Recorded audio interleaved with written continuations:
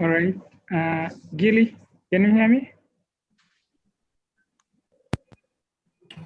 Yes, I can hear you. All right. I would like to welcome you so that you can carry it forward.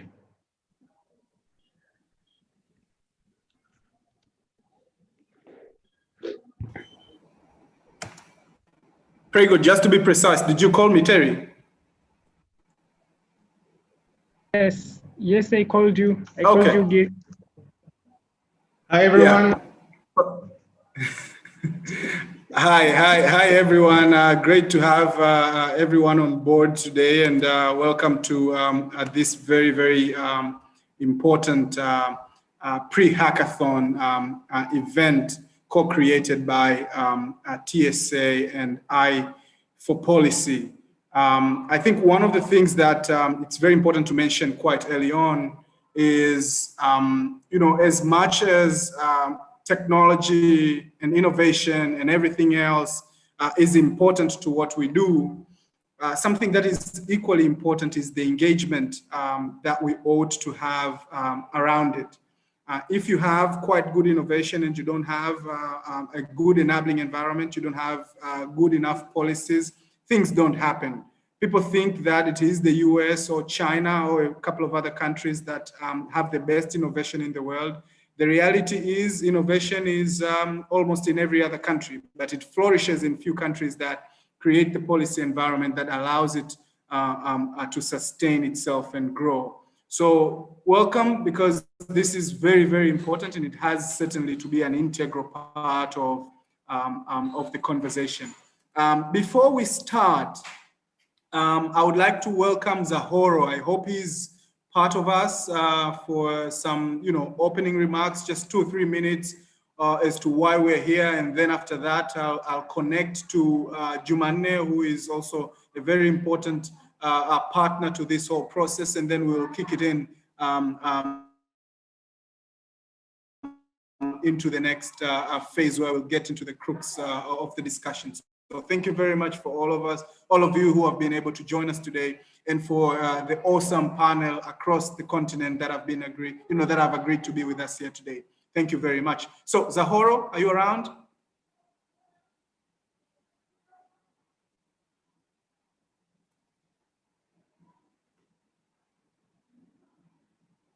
I see Zahoro is not here. So let me just bridge over to you, Jumanne, straight away. Great, thank you so much. Can you hear me? Loud and clear. Great. Yeah, so thank you so much, guys. I'm super excited to have this conversation. It's something that we've been having for a couple of times in Tanzania, trying to understand how can we have conducive environment for our startup. I really appreciate John from iPolicy. You're doing amazing work across the continent, pushing this agenda.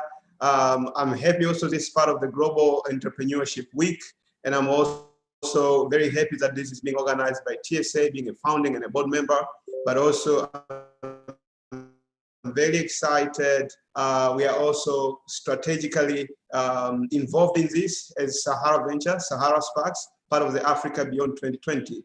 So jumping to what exactly I want to share with you, I would love to do like a 5 slides presentation of what I prepared for you guys. And basically is just to spark the conversation, because I know this is more of a learning and experience sharing session.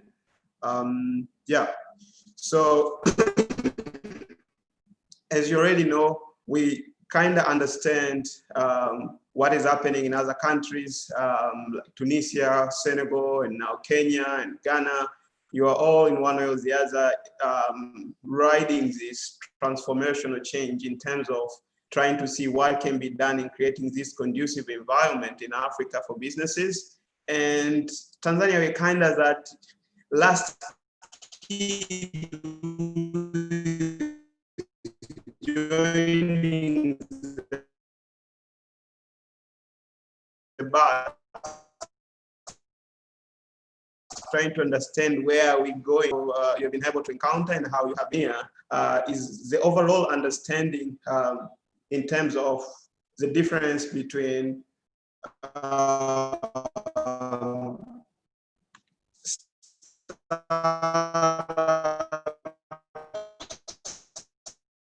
and SMEs. Sorry, can you guys hear me?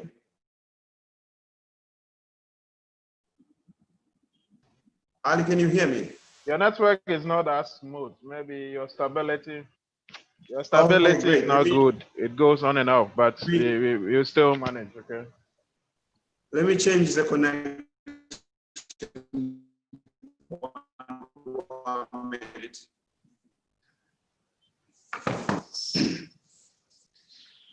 Okay.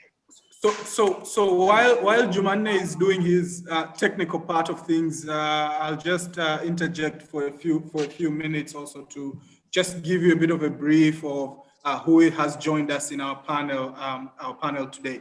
So apart from colleagues who are with us here in Tanzania, Zahoro, Jumanne, we are joined with a colleague from Ghana and Justice, and we would really expect to hear how is the framework of policy environment in Ghana and how that's working for the startups in that part of West Africa. But we also have our colleague Eva from Senegal. Fantastic place, lovely country. So we hope to hear some a bit of Francophone here today. We have a colleague Ali from Tunisia. We understand that Tunisia is a country being reborn as we speak. And it will be quite interesting to hear, how the new government is supporting the process of enabling startups in Tunisia. We also have a colleague, Victor, from Kenya, and John from Rwanda. John will have a time to wrap up our discussion today, and we really hope to hear his expertise from the organization that he's leading and some of the fantastic things that we know Rwanda is doing. So we are in for a good treat today, and I'm really happy that all of you are joining us here today. So buckle up, and you're in for a good ride. In the meantime, Jumanne, are you back? Are we good? Can you guys hear me? I've changed the yes, internet we can hear you loud and clear. Okay, so please great. go ahead. Let me just get into it. So I was saying that one of the challenges we are facing right now as a country is this overall understanding between the difference between SMEs and startup. Most of our policies and regulation were primarily designed for SMEs, and now we're trying to advise the government to move from just traditional thinking of how SMEs operate and try to get a bit of understanding on startup.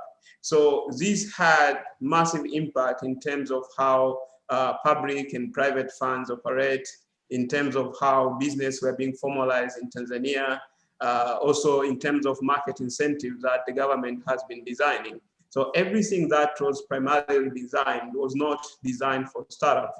For example, the funds that currently available that are being given out by the local government authority are actually given to groups of youth. So they don't recognize something called founders. What they recognize is group of founders. Young people between 10 to 15 can go and ask for that money, but not as individuals. So those are some of the challenges that we have been facing as a country. And the biggest problem has been also all these crucial component of making sure we have that conducive policy. They are working in silos. So innovators and startups are working in their own group. Ecosystem regulators, they are working in their own group. Ecosystem financiers are working on their own group, as well as ecosystem enablers. So as TSA, what we are trying to achieve was, can we bring all these players together to have this kind of conversation on how we can be able to move forward and create that conducive environment for startups. If you talk to startups today, they will tell you, we really want the environment to be improved, but we don't have time for the politics. If you talk to regulators, they say we are doing our level best to make sure small businesses have access to good business environment, but their definition of small businesses is traditional small businesses. And if you talk to ecosystem and enablers, they also want to see startups operating in a conducive environment, but they don't know how to approach it. And for the financiers, the frustration is even high because sometimes they have money, but they cannot finance because the legal and regulatory frameworks doesn't allow them to do that.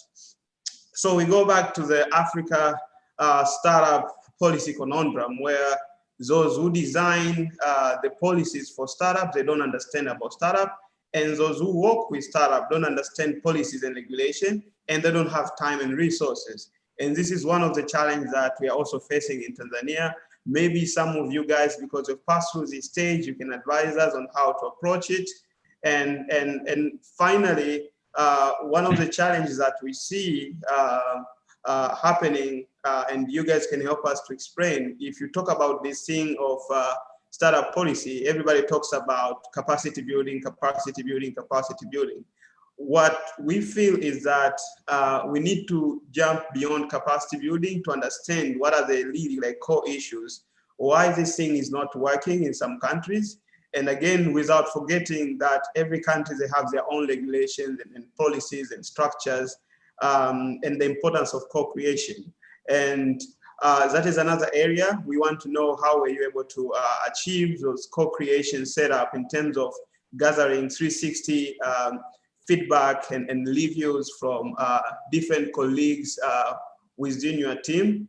And if it is possible to establish those policy sandboxes, and if you are able to establish those policy sandboxes within your own countries, how did you do it, and what would we advise to Tanzania in order for us to reach that stage where we can have what we call a user-centered policy, where everybody can be involved in designing policy for startup, and not just people who are strategically located in the decision-making position.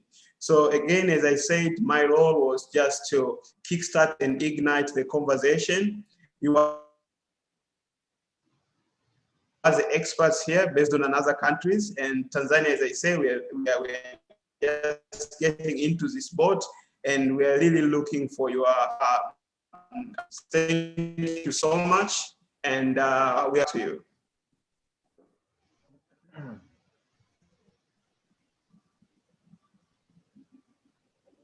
Thank you very much, Jumanne, for that quite a good intro, a good starter. So let's get right into it. Let's get into the crux of the matter. The enabling ecosystem. Do we have a good environment that encourages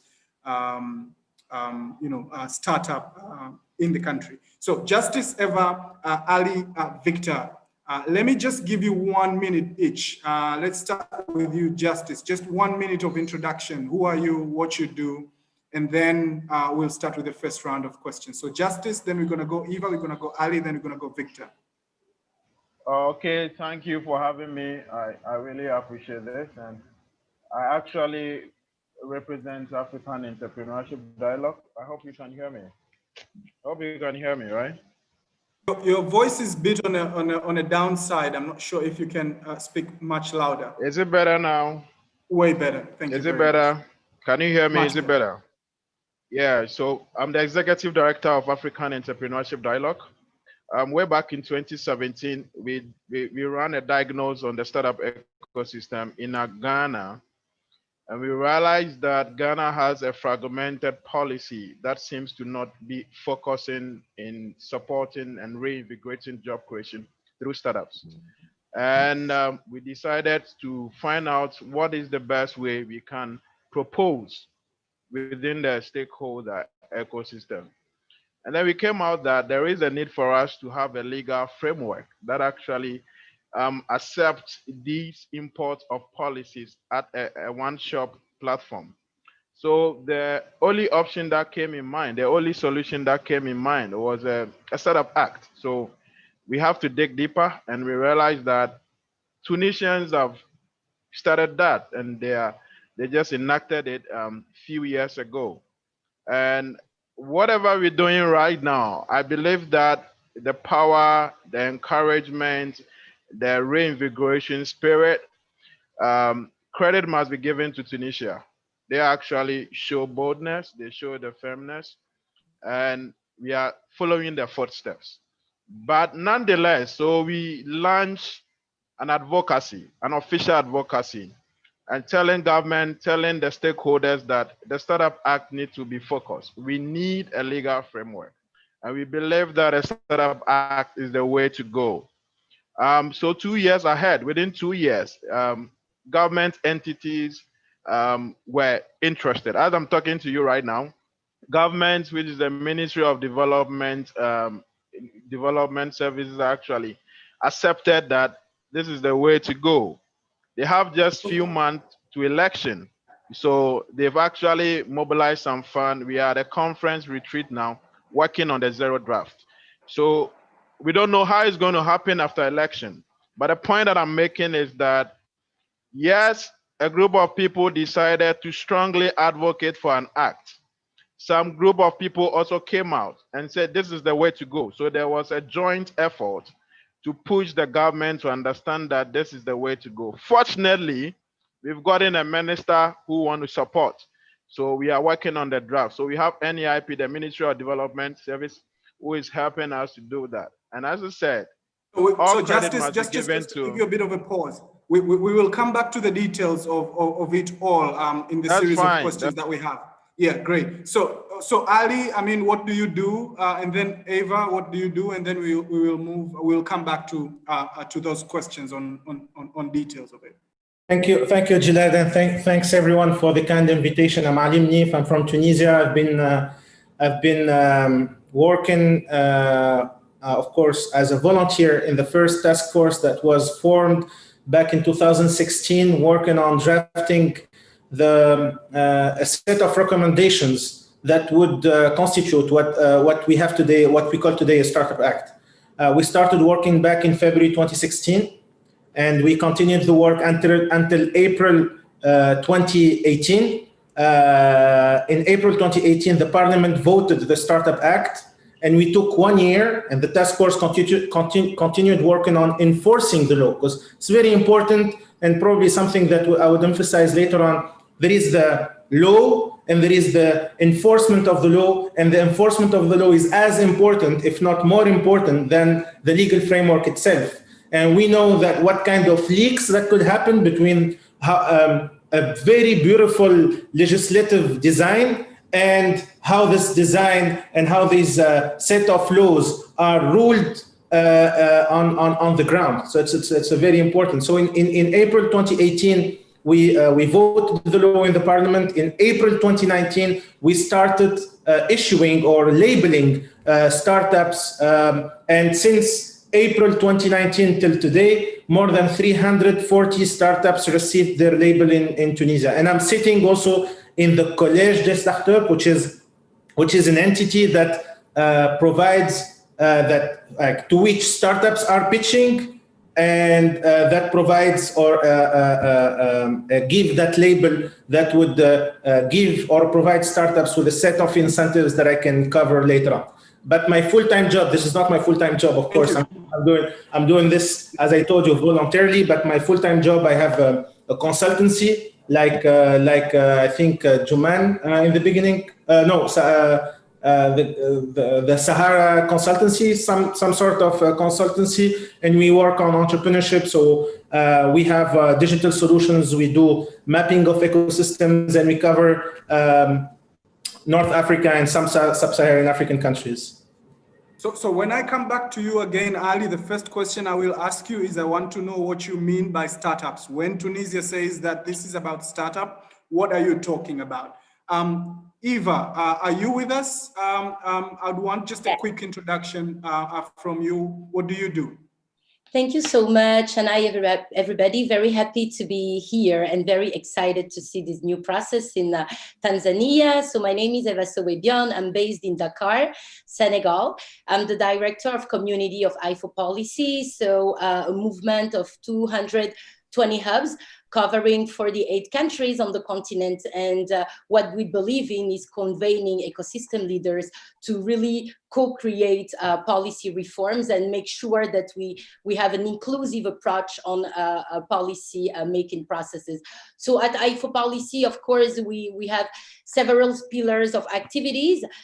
We are conducting a lot of policy reforms, actually under 19 countries on the continent, but also bringing to our communities technologies as well as methodology and civic tools to be able to include their community, to include the civil society, and foster collective action as well as reform processes that will change meaningfully, the life of our communities and the growth of the startups. Eva, that was a precise, eloquent introduction. So I will come back to you with a question on the structure of engagement. I want to know how that works in Senegal. I mean, when you say that you're trying to troubleshoot what's in the economy, what does that mean? I mean, where do you start? Where does it end? And what's the outcome of it? Victor, are you with us, please? Yeah, my name Tell us a little bit about yourself, Victor. Yeah, so my name is Victor Otieno. I am the managing director of an SME and startup research and consultancy based here in Nairobi, Kenya. So our focus basically is, of course, doing research at both farm level, ecosystem level, as well as research that helps to drive policy. Of course, with a focus on Kenya. I also I'm the immediate former policy advisor to the Association of Startup and SME Enablers of Kenya, which is very similar to what you have in Tanzania. So of course, I also sit because the Kenyan Startup Bill is in play. So we are still in the process of going through readings in Parliament. I also chair the technical committee that is is drafting that and is just engaging the public around the startup bill. Thank you very much. Thank you very much, Victor. I will also come back to you trying to understand more of the structure of the startups in Kenya. I mean, you guys are quite close to where we are, and I'm trying to think that maybe our ecosystems could be more or less similar. So let's start with you, Ali, then I'll go to Justice. Ali, what does it mean to be a startup in your country? I mean, in sometimes when you read these things, you kind of wonder, okay, why would you have a startup policy while you already have a business registration policy, which perhaps every business is a startup? I mean, sorry, Jalil, before answering your question, where did it come from? I mean, how much time do I have so I can think of a very concise? Let's start with 5. If we need, then I'll give you 2 more minutes. So before going to the definition of a startup, because the first article of the Startup Act is a definition of a startup. However, it's very hard to define legally, right? What's a startup? Because a startup is temporary, right? A startup ceases to be a startup when they go to IPO, when they got acquired. So it's a temporary structure. How can we define a temporary structure in a law? Right, that's number one. But before going to the Startup Act, how did we come up with the Startup Act idea? I mean, it started with a vision called Startup Tunisia, where we try to identify the different bottlenecks for startups in the country. And the first bottleneck is a legal framework, lack of legal framework in the country, not only for startups, entrepreneurs, and investors. And these are the 3 target audiences of the Startup Act. So the Startup Act is not only for startups, it's for startups, entrepreneurs, and investors. That's the first bottleneck. The second bottleneck we identified is a lack of support, organizations, and financial investors. It has been identified after a large consultation, and that's why I present myself as being part of that task force. I mean, there is no hierarchy there. We are all working towards the same objective, and we try to collect and to work in some sort of a collective intelligence, right? So second bottleneck is the lack of support and financial organizations. And the third one we identified is how to open up markets. When you work with DFIs, and I think it's very common in Africa because most of our initiatives are funded through international financial institutions. And these institutions are mostly focused on creating jobs because of the pressing issues our countries are facing in terms of demand in the job market, etc. And I think this is truly probably one of the differences between SMEs and startups. Startups are about creating markets, not about creating jobs. So we have to shift from job creating entrepreneurship to market creating entrepreneurship. And that shift is very important to happen not only in the mindset of entrepreneurs, but also investors, policymakers, and financial institutions, because at the end of the day, we work closely with them. Back to your question, how did we define what's a startup? We basically said, let's make it the simplest possible. We saw examples of how Italians, Irish, India defined their startups, and we, I would say, found a middle ground, right? So we have 5 criteria. 3 are objective, 2 are subjective. The 3 objective criteria are a company, a Tunisian company by law, that has less than 8 years of experience of existence, 8 years. The second is the total cash flow or total operations turnover of the company should not exceed 5 million euros, the equivalent of 5 million euros. And the structure of the capital has to be independent, not to make sure that there is no former SMEs that want to take advantage of that law would spin off into a startup to take advantage of it. So we made sure that the structure of the capital must remain independent. These are the 3 objective criteria, eligibility criteria. The 2 remaining subjective criteria are innovation and scalability. Now, it's very tricky. Like for the first 3 criteria, it's binary, right? It's 0 or 1, whether you have less 8 years of existence or not, whether you have less than 15 million dinars or 5 million euros of turnover or not, right? It's mechanic in the way it's processed. However, for innovation and scalability, it's not the case, and it's tricky. So we open 2 corridors, right, to assess that. First corridor, which is the main one, is it's not to the government to say if the startup is innovative or scalable. It's to the market and back to the market-driven entrepreneurship. So if a startup succeeds into raising funds from an investment fund, that success, that fundraising, it's in itself is sufficient to say that the startup is innovative and scalable, right? So the market decides if the startup is innovative and scalable. However, today in Tunisia, back to the second bottleneck we identified, lack of support and financial institutions or organizations, we don't have enough investment funds. So we had to create a new corridor, an exceptional corridor, until we have sufficient or enough investment funds in the country, right? And that's what we are working on right now, which is a fund of fund to multiply the number of investment funds in the country. So as I told you, the first or the main corridor is a decision by the market. If the startup succeeds into raising funds, it's enough to say the startup is innovative and scalable. If the startups actually has the rest of the objective criteria, they got their label. Now, the second corridor is we put in place a Collège des Startups, right? So we're a team of 9 people, representative of the private sector, the public sector, and independent evaluators, chosen by the chief of government, and we have a mandate of 3 years, non-renewable, and we actually process on a monthly basis between 30 and 50 startup applications, where we have to decide on that 2 criteria only.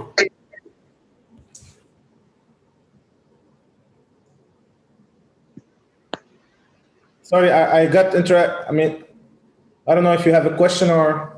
No, just please go ahead, and I'll just try to remind every other participant to mute their mic, and if there's anyone with any question, they should just put that in the chat box. Please go ahead, Ali. So these are the 5 criteria. The 3 first criteria are objective, automatically treated on the platform we created for that purpose, which is startupact.tn, and then the 2 other criteria, until we have multiple investment funds which will decide on these 2 criteria, we put in place Collège des Startups, which decide for now on these 2 criteria. And as I told you, I mean, it's been now more than 1 year, and we're processing every month between 30 and 50 startup applications.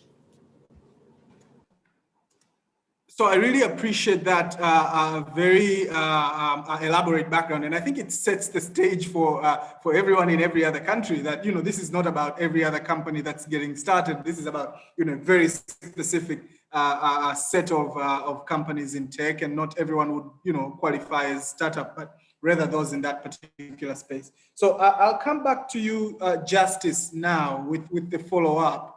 I mean, is that the same kind of blueprint that you're following up in Ghana? Is that the case? Can you hear me? You can also hold on to your mic close to your mouth so that we can hear you much closer. Let me just do that. Yeah. Can you hear me now? Is it better now? It's better now, right? Great. As Ali said, Ghana, we are still at the zero draft, right? We are still at the zero draft. And one of the challenge is getting a definition that will be legally accepted in Ghana for the startup. It has been very tough.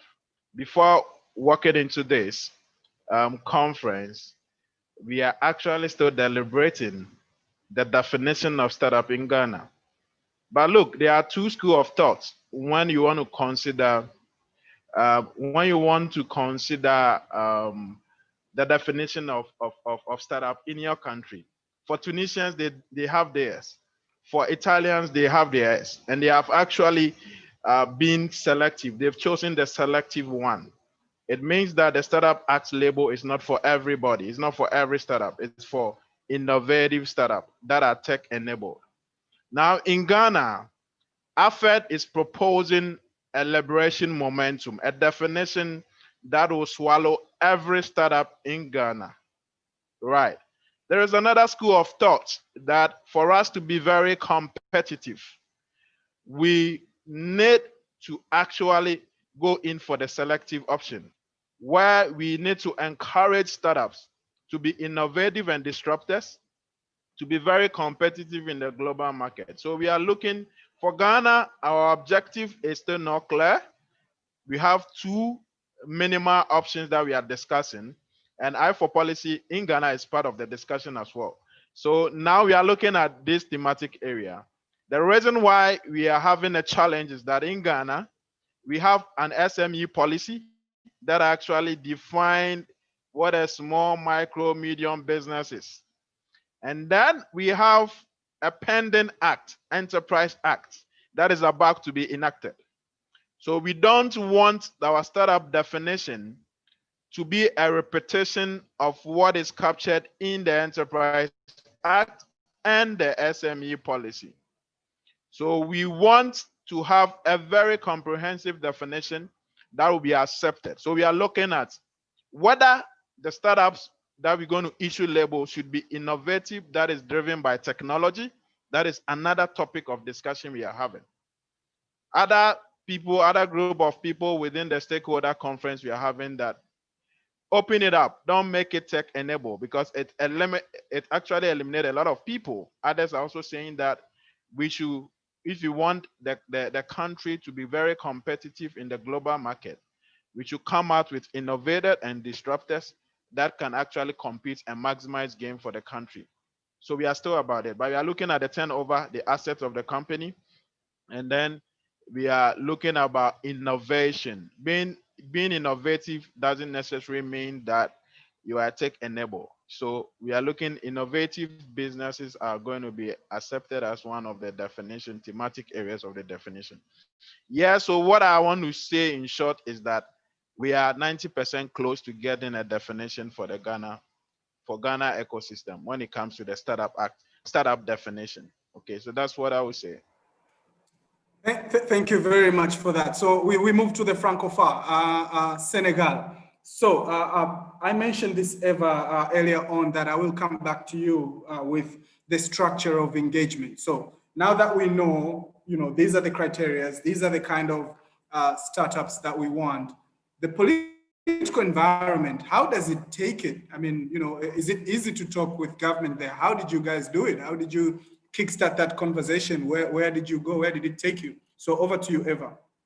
Thank you so much. I think that's a very interesting question, because usually the ecosystem has the feeling that it's quite hard to be able to link with the government and to be able to co-create with them.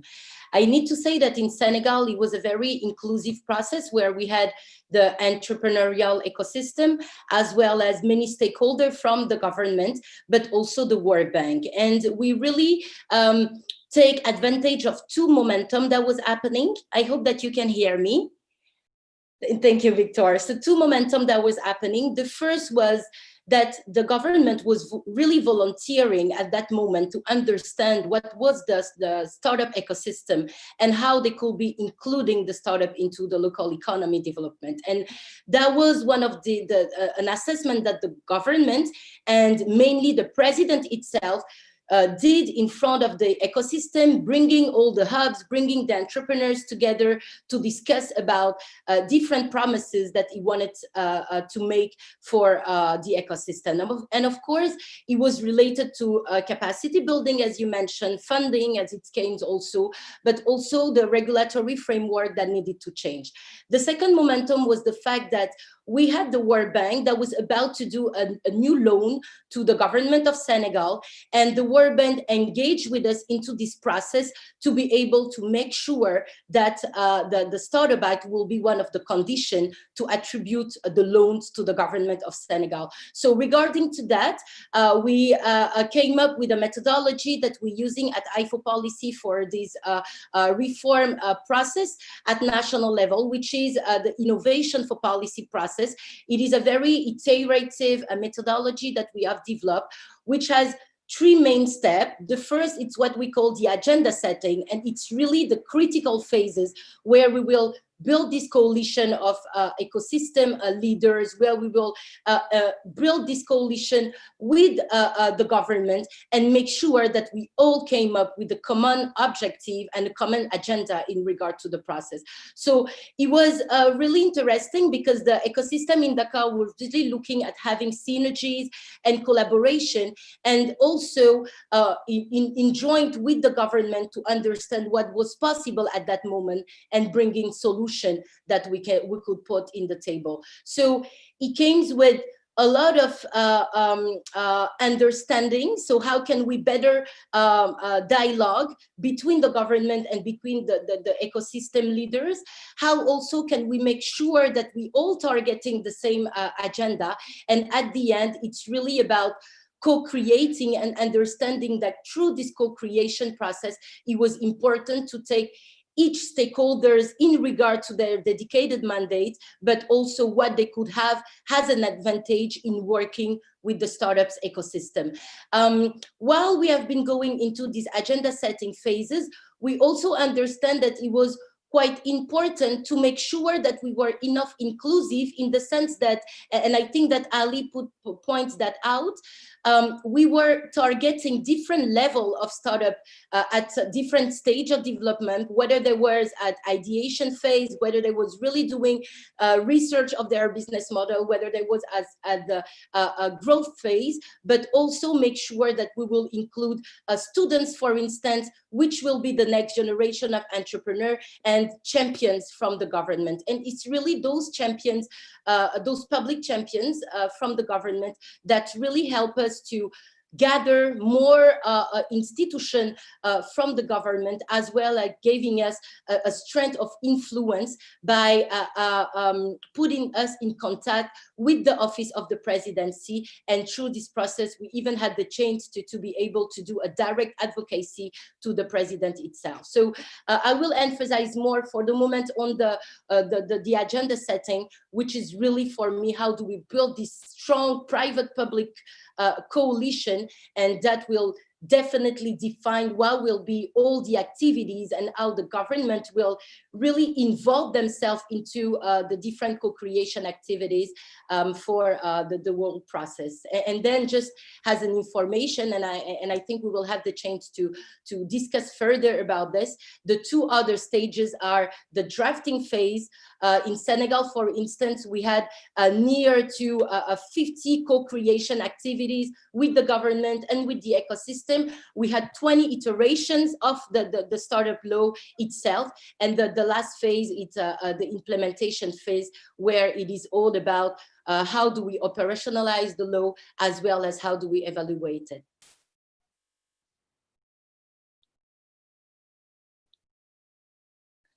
I hope that it answered your question. I mean, that was very, very eloquent and very, very elaborate, and I really appreciate it. I mean, I will come back to you and ask you a question about a success story that you know, in your engagements that you have had, and I would like to hear something about that, because you know, the engagements between the politicians and, you know, the policymakers and companies is quite vital. So over to you, Victor. What is the structure of the engagements in Nairobi? You know that creates an enabling environment for the ecosystem. What's happening there? Yeah, thank you very much. I think for us, the thrust of having the startup bill is varied, in the sense that we have a government, for instance, that you know, had estimated to, you know, create some certain number of jobs in the economy. And this is, of course, majorly was to be driven by the, you know, your traditional SMEs. So that has not been happening. We should, you know, according to World Bank, for example, in Kenya, we should be, you know, we are getting around 900,000 new entrants into the job market. And SMEs are not, as much as in their, you know, creating employment, they're not meeting these numbers. So of course, startups becomes an avenue for, you know, job creation. So that's one thrust, or one area where we got, you know, some thrust around the bill. Number two is if you look at the performance of Kenyan startups, despite the lack of a law, is Kenyan startups have been doing very well. So I think if you would reference Partech 2019 report, we had around 17% of all venture capital coming into Africa going to Kenyan startups. So of course, it means that Kenyan startups are doing something right, despite not having any kind of support from government. So our process, of course, started in 2019 October, when you know, the Senator for Nairobi convened a meeting with I think over 20 stakeholders to have a conversations around you know, what can we do to support startups in Kenya. And of course, we've had the same conversations, iterations around a legislative proposal for the last 1 year, which culminated in you know, a bill being published in September. Of course, that's still a draft because it has to go through Parliament. And of course, we through that process, we've continued to have engagements. So the structure of the startup bill in Kenya has been around anchoring the development of startups through incubation hubs. So previously, what we've seen is a lot of startups have been able to fundraise and succeed without having to go through an incubation hub. But if you are to create a significant number of pipeline, because a lot of investors are also not investing in pre-revenue kind of startups, and a lot of startups are still not hitting those turnover numbers that can really entice investors. So for you to be able to create enough pipeline of these startups, it means that we had to decentralize that process to go to our county. So Kenya, we have 2 levels of government. We have the national government and we have the county governments. So what we anchored the startup bill on incubators within the counties. So either the county government can create an incubation hub from scratch as an affirmative action, because of market forces of demand and supply, you might not get an incubation hub in the marginalized areas of the country. So in instances where there are no existing hubs, a government can establish a hub in that area. Yeah, so that we can be able to get those ideas and you know, really decentralize innovation to at the very micro, at the village level.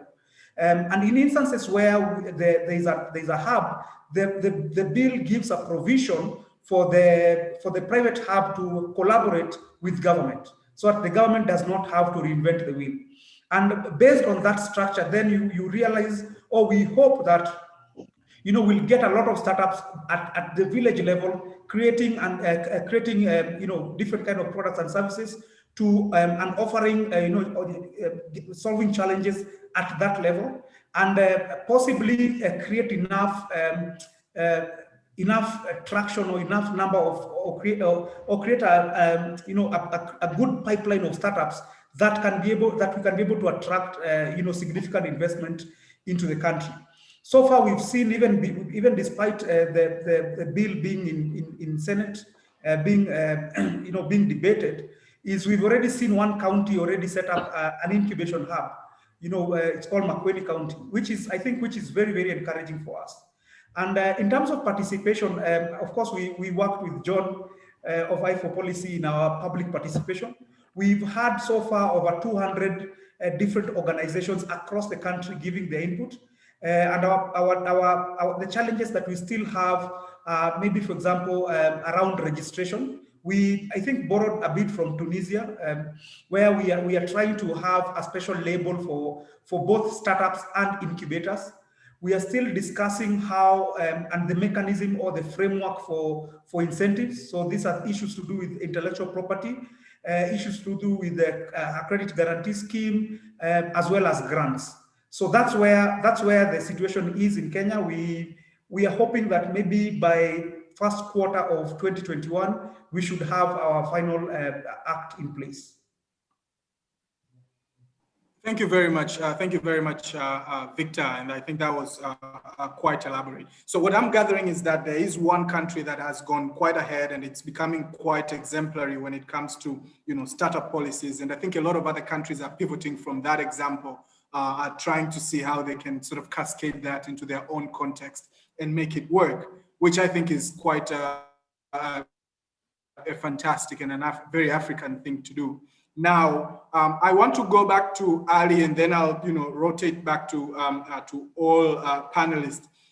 How do you measure success? I mean, you have been operating this for a year. Is it working? I mean, what are your metrics? I mean, is it just the amount of companies that get startup accreditation? Is it the amount of fund that gets invested? What tells you that we have a successful policy in our country? Depending on who's asking the question. As I mentioned earlier, if you ask a donor, their questions would be, how many jobs did you create, right? If you ask me, I mean, what I want to see is a movement, is a momentum, right? Number of startups is very important to me, right? Because it's, at the end of the day, entrepreneurship is about inspiration. When we see Facebook and Google and Tesla, etc., it's the kind of inspiration we want to see. I mean, it inspires a lot of youth in Tunisia and across Africa.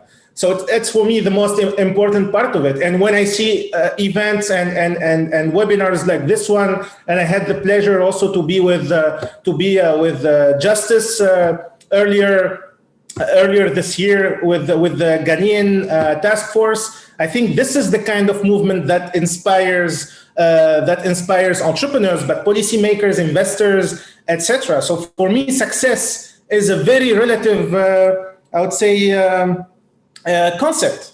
Now, back to your question, I think you want a more precise answer. I understand that. Number one, as I told you, the number of startups. Number two, and it was mentioned by my Kenyan colleague, it's not only working with entrepreneurs. You're also working with support organizations. You're also working with investors. And we need to support these people as well, because at the end of the day, their mission is to produce investment-ready startups, or to produce, I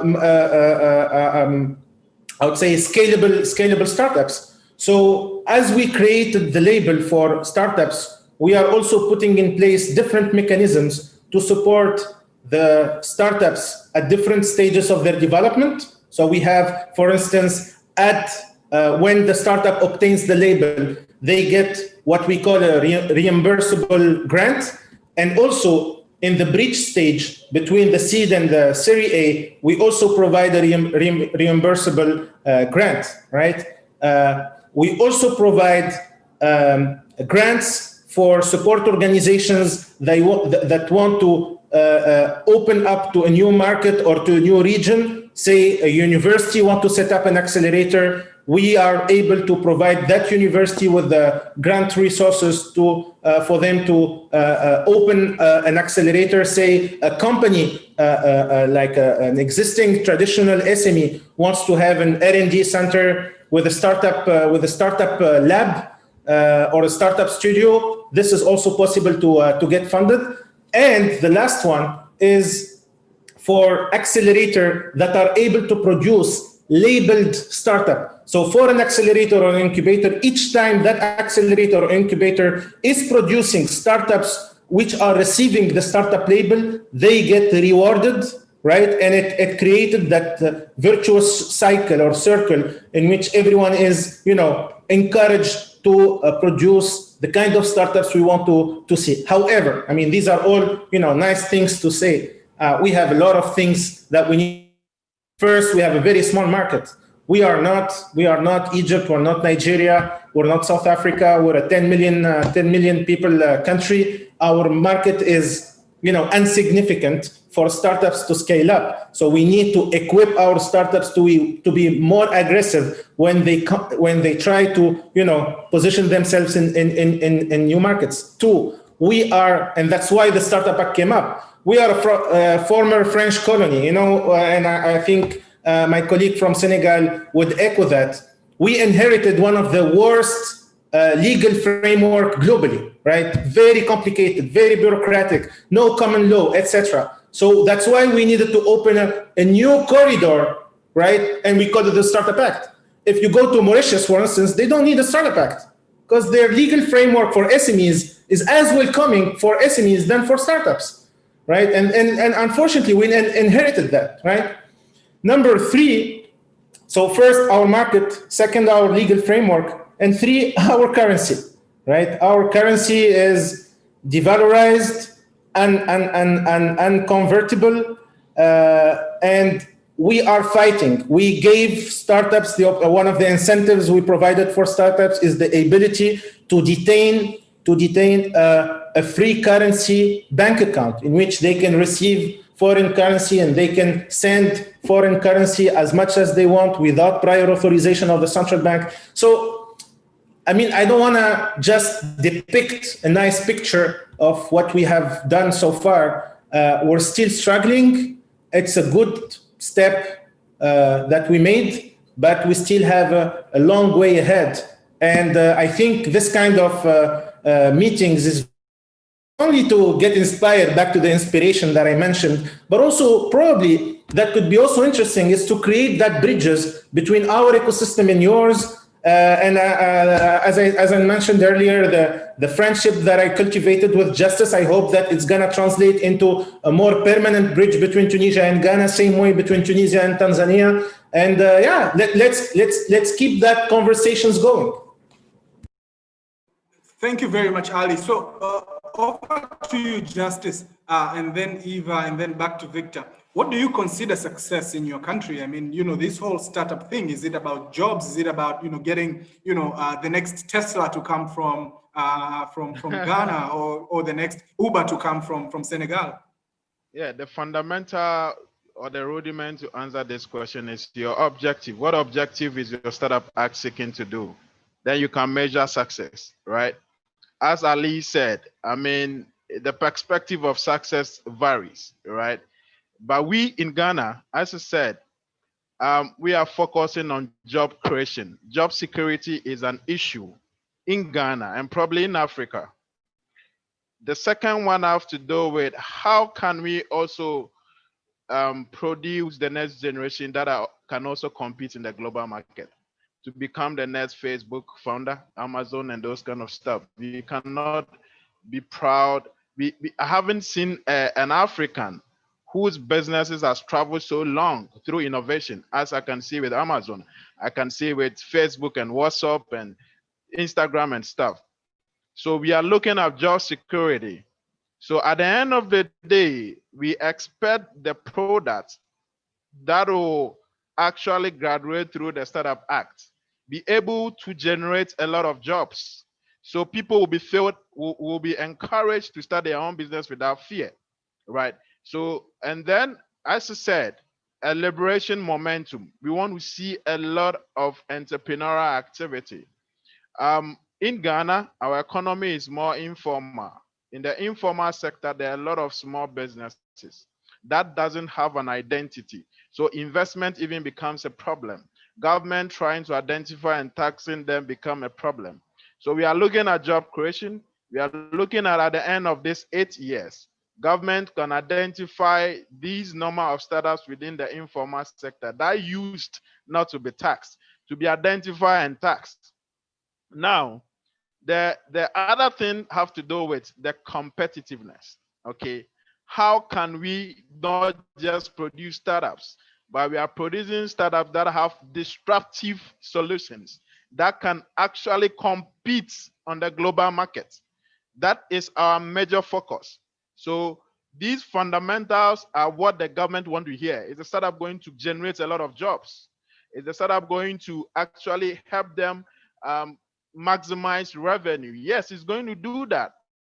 Once you exited from the startup stage, you are already identified and government is going to tax you because you've gotten a benefit for 8 years.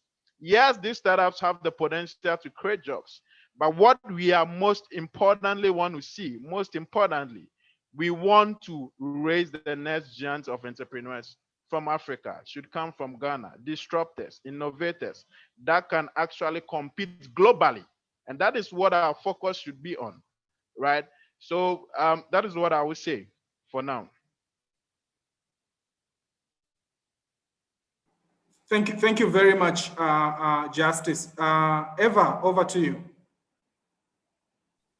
So I just want, before getting into your question, to just jump quickly on what Justice was saying, because I think that that's quite similar to the case here in Senegal, the fact that we were really looking at how can we leverage employability and, of course, job creation, as well as understanding how we could really provide access to key information for those early age startups, for them to be able to be formalized in such a simplest process, as well as understanding that we are putting the different incentive for them to grow and for tomorrow to be getting into the government taxation strategy. So it was different a component of it. The other part that was also important is, if we're looking at startups that we want to scale, how do we make sure that they have access to the right capacity building? Capacity building, of course, through education, as well as through the different partners. Hali mentioned the hubs, and even in the Senegal startup law, you will find that there is an incentive part that is dedicated to the ecosystem support organization for them to be able to provide those capacity to the startup, as well as being bridges to register the startups and to labelize them. So this is the similarities that I wanted to bring up. Coming back to the process itself, I need to say that it was quite important to mention the fact that we came up with different intervention. Of course, the process in Senegal started with the Dakar Policy Hackathon. So we organized a policy hackathon, and that was through this policy hackathon that we get a challenge mapping of all the needs and the main challenges that those startups was facing. And from those challenges, we came up with solution, and those solution was translating into law. So I see that there is even a question from Prudence in the chat that is asking if there is a successful draft we have been turned into law. For all the processes that we have been running, we always draft a document with the ecosystem leaders themselves, based on the solution that we hear from the entrepreneur of that ecosystem. And it's through this co-creation process, therefore, with the government, with some legal firms, that we will consolidate this draft into a law, and it will get its process. I need also to say that in Senegal, the process was quite quick. I mean, it took us 19 months to go from the policy hackathon to the vote of the startup at the National Assembly. but it also translates the fact that we really have a dedication and an involvement of the public stakeholders into the whole process. We even settled a steering committee. In that steering committee, we had the Ministry of Finance, the Ministry of Digital Economy, as well as the Ministry of Higher Education, of Work, the SMEs agency, even if we are targeting startup more specifically, together with the taxation office, the custom office, and the regulator. So it was really understanding which role each of them needs to play, and how can we make sure that they all came up on the same momentum and agenda to define what is the incentive and what role there will be in putting those incentives for the different startups. The second point after the intervention is that we really learned that it was quite important to come up with some case studies. So during the co-creation session, and mainly during those sessions with the government, we bring on some startups from the ecosystem, and we will bring out some of the numbers to really show what is the advantage if this incentive will put it in place. So we will have one that was really targeting, for instance, about the taxation. So came up with an example of amount they have been fundraising, and on that amount, how much they needed to pay to the taxation office. We will come with another one that will highlight the fact that in creating jobs and what is the amount of taxes he's paying for his employees, for instance. We will have another one, which is, for instance, doing some local transformation product and selling that through a platform, or at the inverse, if there is one startup that was doing or building software or hardware products, and how much it will have to pay as tax to be able to bring the electronic component in Senegal, or how much it needs to pay to the custom if you want to export its products in the other countries. So the case study was really important because it was giving tangible and concrete example of what was going on. And the third point that I wanted to highlight through this process is the fact that we didn't from the beginning say that, okay, we came up with a draft. This draft was co-created with the ecosystem leaders. We had a few intervention focus group, the hackathons that brings the entrepreneur, and the government was involved. So we are happy with the law that we wanted. We really wanted the law to be as inclusive as possible. And we bring innovation in the way to outreach to most communities through a chatbot and a web platform. So we did a public consultation of these documents with a forum where the entrepreneur could really challenge themselves in regards to the solution that was proposing, as well as a chatbot on social media to really meet the social entrepreneur, to meet the diaspora entrepreneur that wanted to come back or invest in Senegal, as well as to include the entrepreneur that was on the other part of the region. And I think this is very critical if we want tomorrow to come up with a law that will affect all the startups. And it came back to your first question of what a startup is. And I think it's quite important because one of the key learnings that we're seeing working with the IFO policy communities and rolling out this different process in several countries is that this definition can be quite different depending on the market. And the market really drives what do we see as a startup and what is therefore the incentive and the regulatory framework that is needed to affect them positively and to push for their growth. And I will finish with coming back on another question, which is what is the normal cycle of a policy reform process? I think that there is no defined cycle. I mean, for us, it took 19 months. Comparing to the vote of the Startup Act in Mali, for instance, it was 6 months, so it was quite quick. We started the process in November in DRC, and the law is about to go at any time to the Minister Council, but it took a year, so 12 months. So I think it's really depend on the momentum of the ecosystem. It depends on the involvement and the understanding of the public stakeholder and how do they decide to work together through the government and then in a coalition with the entrepreneurs. And yeah, so we cannot define that cycle, but I just believe that even if it needs and it's become to be long, it's important to just make sure that it's enough inclusive and enough iterative. That's fantastic, and I think that's a wonderful point to leave it at. Victor, over to you. I mean, what is success on your side, and in terms of engagement and the policy framework? How are you guys finding it there? Yeah. So as I mentioned earlier, I think the startup bill comes at an intersection where the country had already made its long-term strategic plan, and this is in Kenya. It's captured under what is called the Vision 2030. So of course, the Vision 2030 was aligned to SDGs, etc. And one of the critical areas was around job creation, which is a major problem for a lot of African countries. So I think based on that, what the challenge that we had is the government of the day has four priority areas, which we are calling the Big Four agenda, which is prioritizing manufacturing, food, health, etc. And so the challenge for us, at least at a policy level, was to try to convince government that the startup bill or the startup policy will be able to help further the agenda or the strategy that is already in place. So, of course, the conversation has not been easy. We are still, of course, our process is still ongoing. We are hoping that it should be done by first quarter of 2021.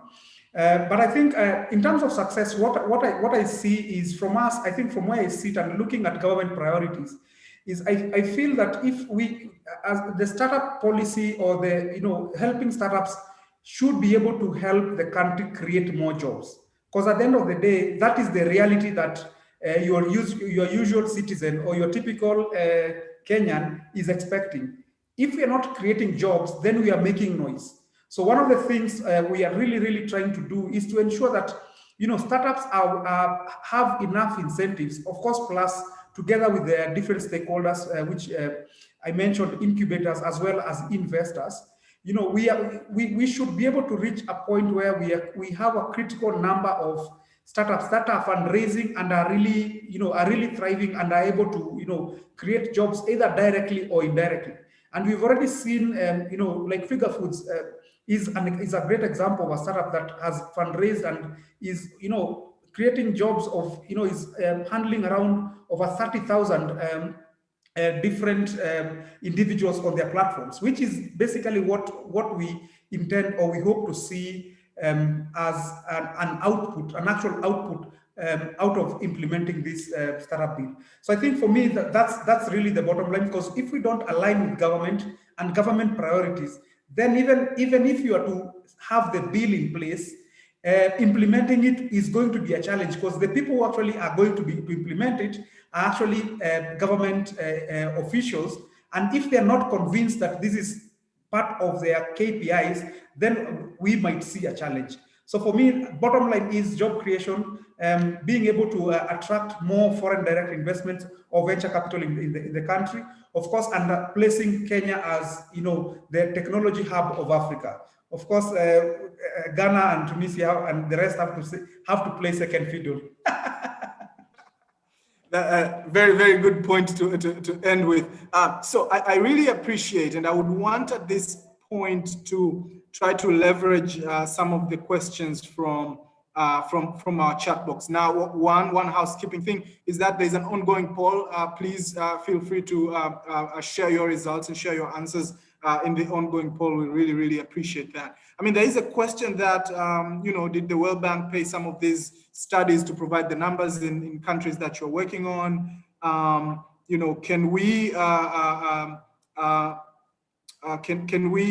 learn from one another in other countries? And I think this is exactly what is happening at this point in time. Is there any startup that you have seen happening and has been supported by your efforts that has really become quite exemplary? And I think that also boils down to some of the ecosystems that are being supported, and I think the question about policies that have been turned into laws that has already been answered. And I think at this point, let me try to go back to each and every one of you for 1 minute, and I'll just keep this one strict 1 minute. If there is one thing that you would want other countries to learn from your own from today's session, what would it be? Just one line, one statement from each. I'll start with Ali, then go to Eva, Victor, and then wind up with Justice. Ali, over to you. Yeah, I would echo what Eva said. I mean, each country has its own I would say chemistry in terms of laws. In Tunisia, what worked is a bottom-up approach, because we have a very weak central power since the revolution. We used to be a very autocratic country, and we lost almost all that central power. So the only way out for us is to go through a bottom-up approach. We need to animate a community, and that community need to struggle and hustle and get their voice heard, and make sure the policymaker at the end of the day is listening to that community. That is working or efficient in a country like Tunisia, definitely not in some other countries. So first thing to do is to analyze what is the dynamics within your country and within your ecosystem. Analyze what were the legislative efforts that you consider as flagships of your own country, and benchmark and try to understand how it went, and how things could also be, how things would be done for your own startup act. So I don't think that there is a quite clear replicable model between a country and another. Thank you very much, Ali. Over to you, Eva. So I think a lot of interesting things to point out, but if I had one, is just to make sure to be enough inclusive, and not only with the startups and the market sectors and products, service that we could find from the startups, but also as inclusive as possible with the public policymakers themselves and the government, because that's how we allow you to build such a relationship where the dialogue and the co-creation is enough highlighted. And for instance, in Senegal, it's all came up with how can we help those startups, but it ended with a startup act and incentive that were not only applied to the startups, to the startup acts, but incentive that will also apply to all SMEs in regard to the finance law 2020, where all the taxation incentive are of course open and available for small businesses. Thank you very much, Eva, for that wonderful note. Victor. Yeah, so I think one of the things that I think I would emphasize is, there's no way we can copy paste any of the laws that are in the different countries. But I think from where I sit as in Kenya is the startup bill has to work and has to make sense for your country or for your economy. So if the Startup Act is not enabling startups to contribute to the socio-economic development of the country, then it's not of no use. You can attract all the investment you want, you can do all the policy gymnastics that you want, but at the end of the day, for us, I think, is success has to translate in significant socio-economic development. Then we can look at awards and the rest of being named Silicon Savannah, etc. But we have to be able to create jobs, sustainable jobs for that matter, and really strengthen our economies. You should see Silicon die is way, way better. Over to you, Justice. Wow. I'll go for 4 things. Everybody who is advocating for a startup act in his country should focus on, number 1, the core objective, or what we call your core purpose, right? Once you're able to identify that, you are good to go. Now, the second thing have to be contextualization. As Eva said, the inclusiveness, right? We don't want the Startup Act. We don't want the Startup Act to actually be have a political dent on it. Nonetheless, you still have to be inclusive. The policy maker, the end determiner, the destination of the draft. You need to involve them. the startup themselves, the entrepreneurs, the experts themselves. You need to involve them. And then I'll go in for sustainability. You know that the Startup Act has no value really if there is no funding support for those who get a startup. Find a sustainable way. What is your source of funding? The Startup Act carries a lot of budget annually. How are you going to raise money? For Tunisians, they have a fund of fund. They have a way of raising their fund. They don't actually depend so much on the government. So sustainability is one key thing I'm looking at. Then the last one have to be with openness, right? I want that utilization of African markets. Your how do you call it? Your act should be able to have a plug for other countries to plug in, for your entrepreneurs to also plug in into other African markets. So core purpose, sustainability, utilization of the African market, and then your inclusiveness, as I put it. All right.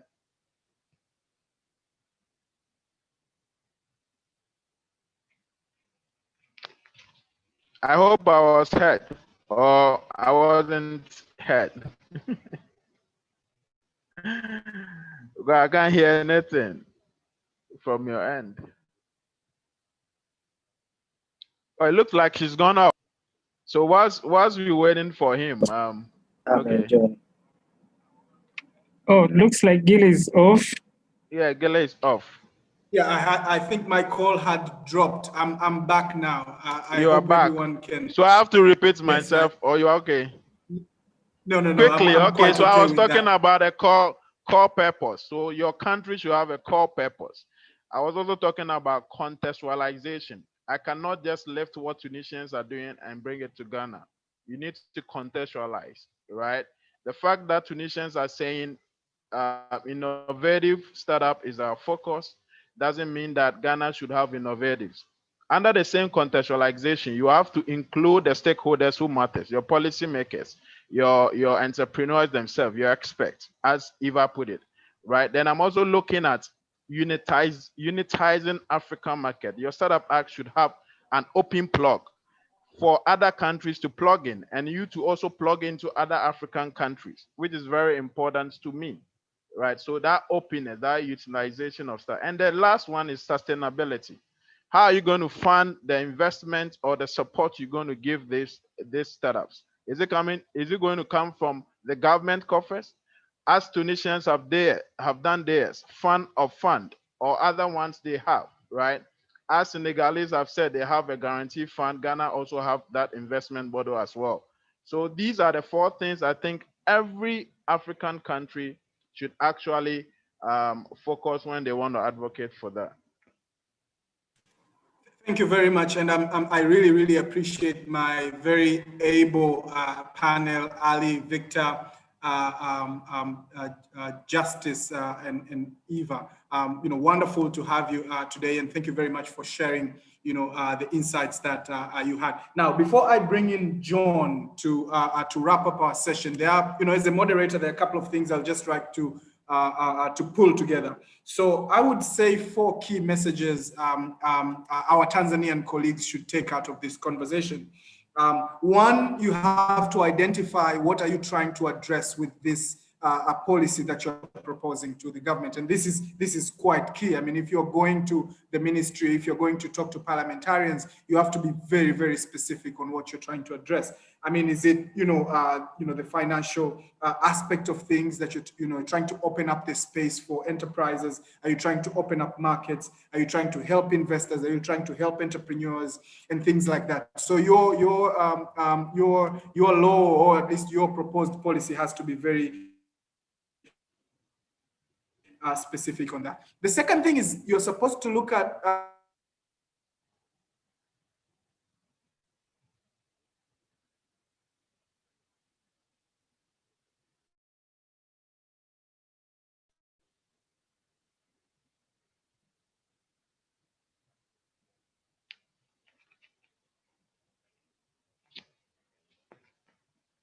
Seems this connection dropped off.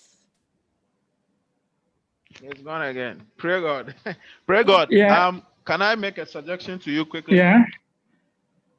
Before the host come? I don't know if you can help me. We African Entrepreneurship Dialogue. We are coming up 2021. We are having a dialogue session for most African entrepreneurial stakeholdership forum, and I would love to have Eva on board. I would love to have all your guests here on board. So I don't know whether you have to maybe create a WhatsApp group so I can share the stuff with them, right? So that we can have further discussion as well. No worries. I will do that. No worries. Right. So looks like Gil is out. I would like to welcome John for the closing remarks, and he has some presentation. And probably by the time he's done, Gil would be back. John, welcome. All right, good afternoon. Thank you. Good afternoon, everybody. It's quite I have to say, it's quite humbling to speak to so many friends, partners from across the country. As usual, Jumane, in 5 minutes, introduced most of what we were going to talk about today. It's an honor to speak after you and in Tanzania, buddy. I'm going to share here in the chat a link to a benchmarking study that we have conducted at i4Policy, and you're going to see that it's linked actually to some of the data that we have here. I invite you to check this out because I think you'll find that it provides quite an important evidence basis when you're going to actually engage in the policymaking process. And in fact, our Eva and my colleague Frida Jausen, who's together with Justice right now in Ghana, of course, is actually bringing a lot of the sort of knowledge base into the lawmaking process from this study that we conducted together. So let's check it out. This is one little excerpt, but I wanted to show this up here because it speaks a bit to Jumane's point in the very beginning about the difference between supporting small businesses and supporting startups. And so what you'll see here, this is a map, a timeline of all of the small business acts that were passed in the African continent since 1980. So Justice, your homies were leading the way back in the 1980s. And then after that, we see a range of policy reforms taking place over the coming years after that. In fact, Tanzania has an SME policy in around 2003. And we actually benchmark that as well in this profile of small business acts and startups. We bring the Tanzanian SME policy as a point of comparison when we look at different policy and legal instruments. So that could be interesting and useful for you guys to reflect on. But what I want to show you is that everyone on this call right now is part of a wave. Whether you realize it or not, you're sitting on top of a gigantic wave that has not even started to crest. So what has happened over the last 30 years is you see this slow buildup of legal reforms to support small business. Since the Tunisian Startup Act 2 years ago, you see 2 more startup acts in 2019. And then in 2020, what you see is these laws aren't passed yet, but these are all the lawmaking processes that are in quite advanced stages where you actually have draft laws on the table in the governments. This is Ghana, Kenya, DRC, Benin, Rwanda, as well as Cote d'Ivoire. And then you have a bunch of other countries that are looking at introducing startup policy reforms. So South Africa is talking about it. There's a conversation in Ethiopia about a startup proclamation underneath the presidency. So what I want you to know of is that you are part of something much bigger than yourselves right now. And you have a lot of friends all across the continent that are ready and willing to work with you in this reform. So that's the first major thing that I wanted to show you in reference to this small business support versus startup support. Now, I have to try and bring together so many wise comments from so many friends across the continent and so many amazing community leaders. And I'm going to try and summarize what I feel like are the key takeaways from the conversation. So the first is that governments and startups, governments and entrepreneurs, we want the same thing. So we all want to create jobs, we all want to create local innovation, and we all want to create wealth. I think Ali makes a really interesting point that oftentimes startups are expected to create jobs when they're actually creating markets, but it is the case that startups, by creating markets, create jobs. They're, of course, a lot of startups that we know that are creating jobs through big agency models, through franchising models. But in addition to that, I think we should think about what economists would call the elasticity of job creation of startups. And one of the studies we found in Rwanda was that one new job created in the export sector in Rwanda creates 6 to 7 new jobs in the non-tradable sector in Rwanda. And so whether or not startups are going to be creating the employment to serve the entire population of young people that needs to be employed isn't the question. It's about whether or not startups are going to build the markets that are going to cascade the job creation that we all want to see. And I think we all believe that that's what's going to be happening. And then this point about wealth, I think no startup necessarily wants to pay more taxes, but all startups want to make more money so that they can pay more taxes. And in this, what startups want and what governments want is perfectly aligned. So this is the first key takeaway. The second key takeaway is that entrepreneurs and everybody here on this call today, you are the experts in entrepreneurship. When I talk to governments, and our colleagues talk to governments across the continent, sometimes people in government don't necessarily know what the payroll tax is and how it maybe works in their economy, right? Because maybe they've never paid payroll taxes before. Maybe they don't know what it actually looks like to start a business. And all of you guys do. So in this, startups are really the experts in entrepreneurship. And so I would like to encourage you to know that you need to get involved. So this point that Ali was making, I would suggest actually that it is in fact the fundamental common characteristic across all of the countries on this continent that bottom-up processes will work. In fact, it needs to work. And as my colleague and partner Ava said, inclusivity is really the central point. It's really about making sure that all of the wisdom and knowledge from entrepreneurs can work together with all of the sort of policy-making wisdom from governments to be able to improve the policy-making environment to accelerate entrepreneurship across the continent. So the third main takeaway is that you all need to get involved. And it's really important that you do, because if you're not involved, then the government won't know what they need to do in order to reform and revolutionize the entrepreneurial environment for you. The fourth major takeaway from this conversation today is that you should be using the tools of co-creation that you know. Innovators, entrepreneurs, we're all very much aware of human-centered design thinking, whether we know these tools, intellectually and sort of academically, we know them in practice because we're building solutions that are meant to be solving the needs of our customers. And it's this exact same methodology of building solutions through co-creation that we need to be able, as innovators, to bring to governments to co-create laws together. And the final takeaway that I can leave you with is that you need to not only get involved, but you need to stay involved, and that the process is more important than the outcome. And this goes to the point that my partner Ava was saying earlier, that the length of the process is massive, massively different rather, and it sounded like from Ali that it was 2 years in Tunisia with another year of putting in place the implementation or the décret d'application. And similarly in Senegal, it was a 19-month process to pass the law. Then you have another 10 months to pass the implementation degrees at least. In DRC, we're looking at 12 months. In Rwanda, it could be anywhere between 6 to 18 months. We're very much in the sort of drafting phase at the moment. So in every country, it's really going to be different. But I want to share a story of a friend of mine in Nigeria who told me that when they were working on the national data privacy law to pass in 2018, he said that they were settled down. They talked to their team before they started the process. And I welcome you all to meet together and talk as a community in Tanzania about what are you willing to put. And they said that they would be willing to push for 10 years to get the data privacy law passed. So, it could go fast, but prepare for it to go slow so that you're not disappointed.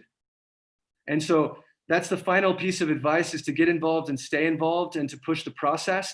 And then I just want to put up here on the screen this innovation for policy process that my colleague Ava shared earlier, just to be able to kind of map out some of the major steps in the policy reform process. She spoke about that. I'm going to show it here on the screen. And then we also shared in the chat the benchmarking study that we had conducted, which is more of a sort of analysis and evidence-based for the policy reform.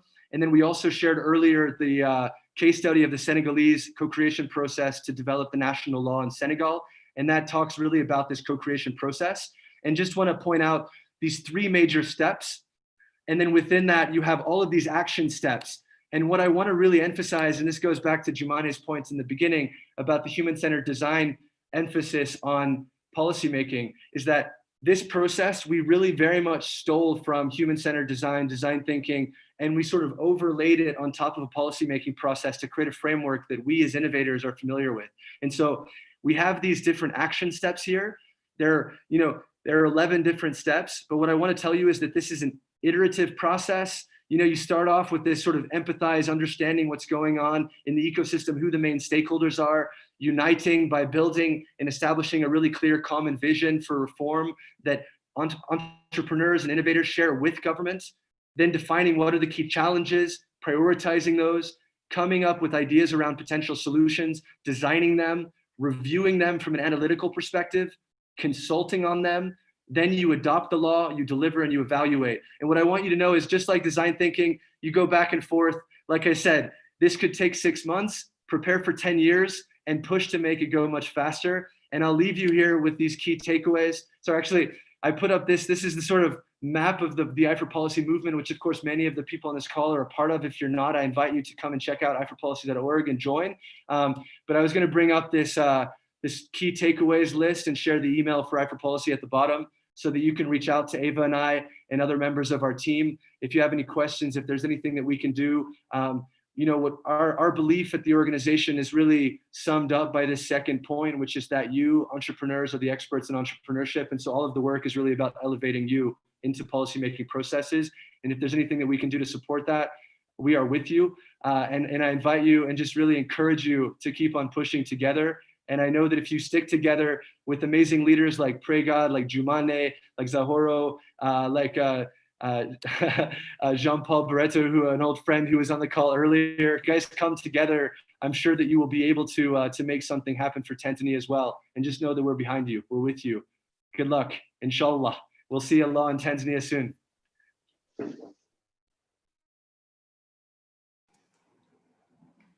Thank you very much, John. Over to you, I pray God.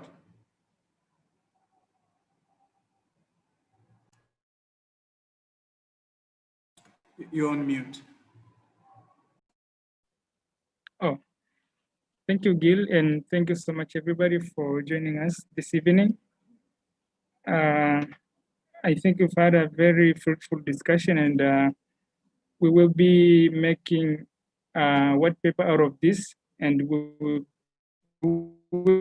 share with everyone that has joined and on our social media platforms, so you can have a review even later of what happened today, in case you were late, or in case you want to have a deep dive into the discussion. We are a little bit late, out of time, so I just want to say thank you again to the panelists for joining us, and to everybody that offered their time to be with us. Until next time, bye-bye. Bye. Thank you. Bye. Thank you very much.